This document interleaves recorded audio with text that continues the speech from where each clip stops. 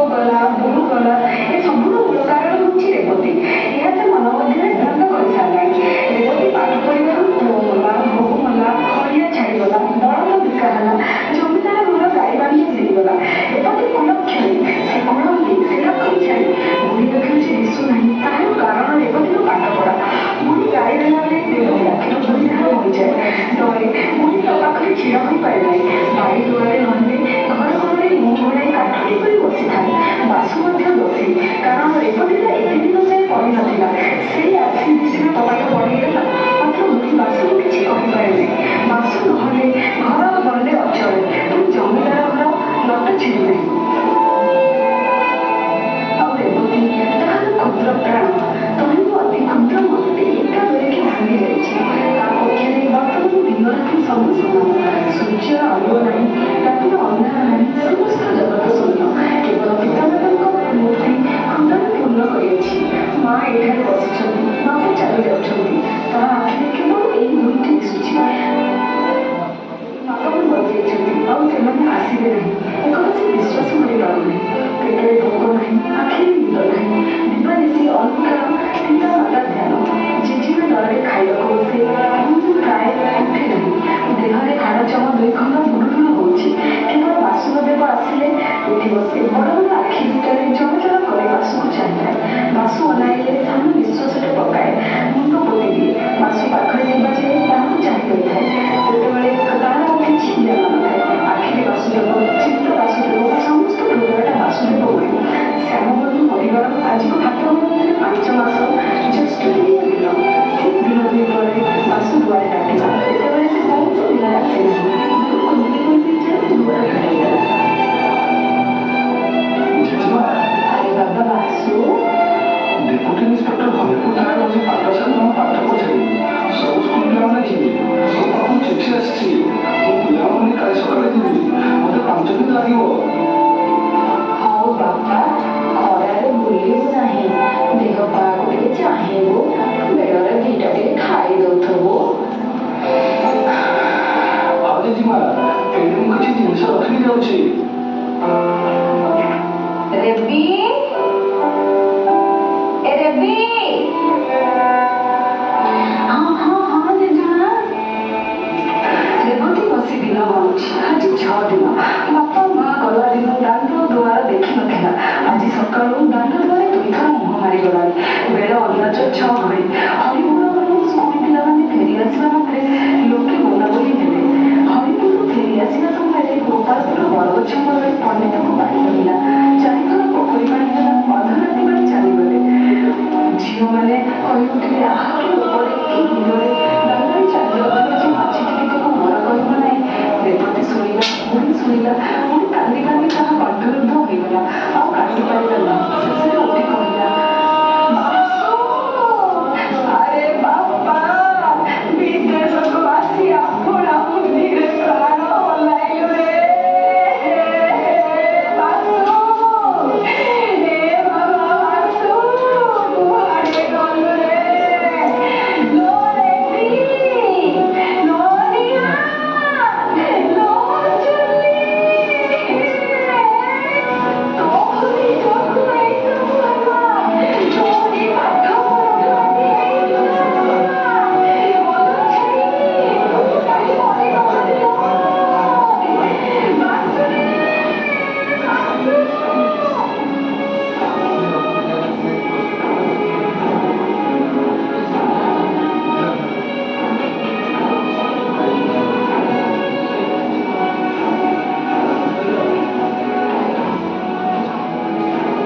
ରେବତୀକୁ 4-5 ଦିନ ହେଲାଣି ଜ୍ୱର ହେଇଛି। ଆଖି ଫିଟଉ ନାହିଁ। ଡାକିଲେ ଉତ୍ତର ବି ଦେଉନାହିଁ। ରେବି, ଲୋ ରେବି। ଜେଜେମା, ଜେଜେମା। ଦେହରେ ତାତି ନାହିଁ। କଥା କହୁନଥିଲା, ପାଟି ଫିଟେଇଲାଣି। ଆରେ ମା ରେବତୀ, କ'ଣ ହେଲା ମା ରେବତୀର? ଆଚ୍ଛା, ମୋତେ ଲାଗୁଛି ଶନିପାତସ୍ୟ ଲକ୍ଷଣ। ଆଚ୍ଛା ମା, ଏ ପୁଡ଼ିଆ କିଛି ଦେଇଦେଉଛି। ଆଉ ରେବତୀକି ଖାଇସାରିଲା ପରେ ଗୋଟେ ଗୋଟେ ପାଣି ଦେଇଦେବ। ପାଣି ପିଇବାକୁ ମାଗିଲାଣି। 6 ଦିନ ହେଲା ଜିଭରେ ପାଣି ଟୋପାଏ ବାଜିଲାଣି ବା। 4ଟା ପକ୍ଷୀ ପେଟରେ ପଡ଼ିଲେ ମୋ ଝିଅଟା ଉଠି ବସିବ। ତୁ ଶୋଇଥା ମା, 4ଟା ପକ୍ଷୀ ରାନ୍ଧି ଆଣେ। ଏ ବାସୁଟା ଯାଇଥିଲା ଯେ ଦେଇକି ଯାଇଥିଲା, କେମିତି 10 ଦିନ ପଳେଇଲାଣି ମୁଁ ଜାଣିପାରୁନି। ଆଖିକୁ ବି ଦେଖାଯାଉନି। ଏ ଘରେ ତ ଭଲ କିଛି ନାହିଁ। ଏଇ ଧାରଟା ନେଇକି ହରିଷା ଦୋକାନକୁ ଦେଇକି 2 ମୁଠା ଚାଉଳ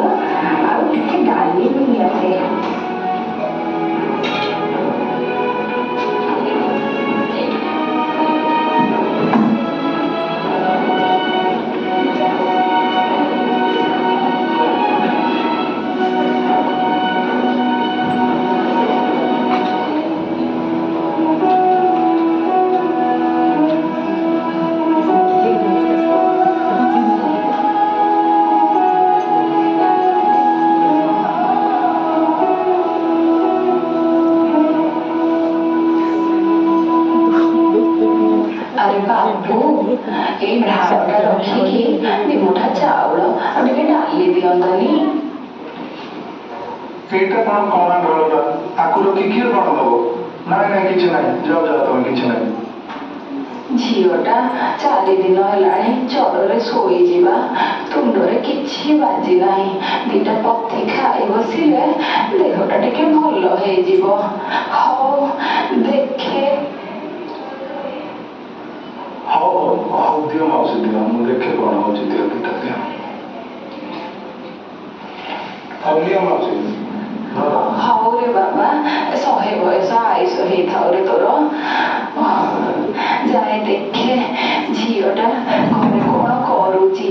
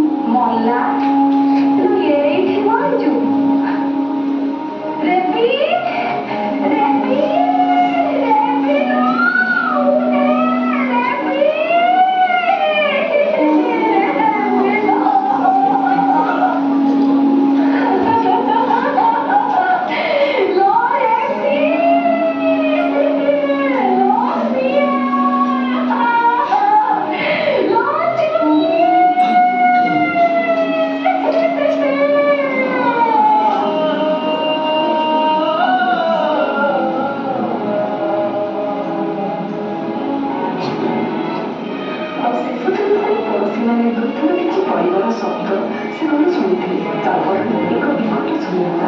ସେ ଘର ଆଉ କେତେ ପିଇଓ ଚୁଲିର ସେଇ ମମତାଭରା ସ୍ୱର ଶୁଣିନଥିଲେ।